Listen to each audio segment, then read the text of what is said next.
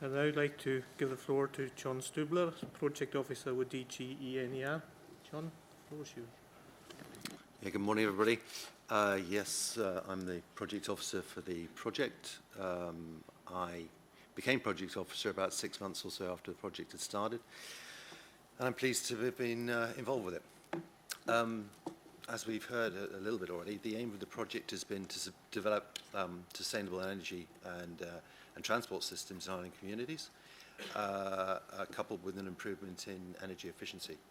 The goal has been to achieve CO2 reductions by 2020, but of 20% or more.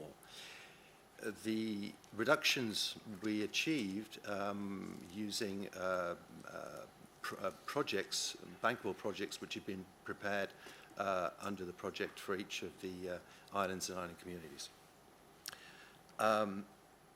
More than 50 bankable projects have been prepared, which is significantly more than was originally anticipated. And if each of these is successfully implemented by 2020, it is estimated that there will be a 24% reduction in CO2 emissions in the participating islands and island regions. The bankable projects which have been developed, and some of which actually have already started, require varying levels of public support, and the project has prepared detailed analyses of the level of support required for each project. In addition, a variety of potential financing mechanisms have been developed, which can be followed, pursued, depending on the specificities of individual projects and the local circumstances. In these times of continuing crisis, it is to be hoped that the various options developed will result in projects gaining access to the necessary financial resources if and when required.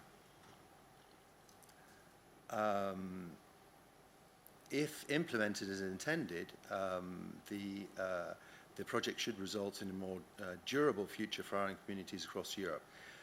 Furthermore, and as mentioned by Mr. Spilanis earlier, it is to be hoped that the projects which have been developed will have a positive effect on job markets, both locally and beyond.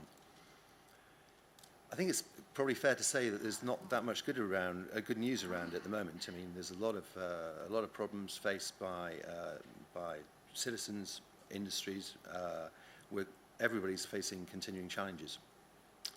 But I believe that the RPAC project and Pact of Islands initiative are tangible benefits of what can be achieved by cooperation between local and regional authorities on the European level. The financial input, the co-financing by the Commission, is relatively modest. It's been just under €3 million or so. And I find it quite remarkable almost that this limited financial injection could have kick-started a project which now has over 60 island communities in it and could result in significant CO2 emissions. I mean, the figure mentioned earlier was 30% or so of the CO2 emissions of Denmark, or using another example, about 13–14% of the CO2 emissions of Belgium.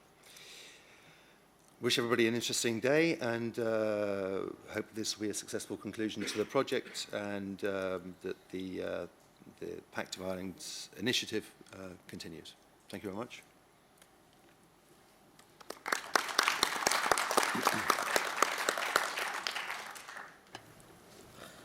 Thank you, John.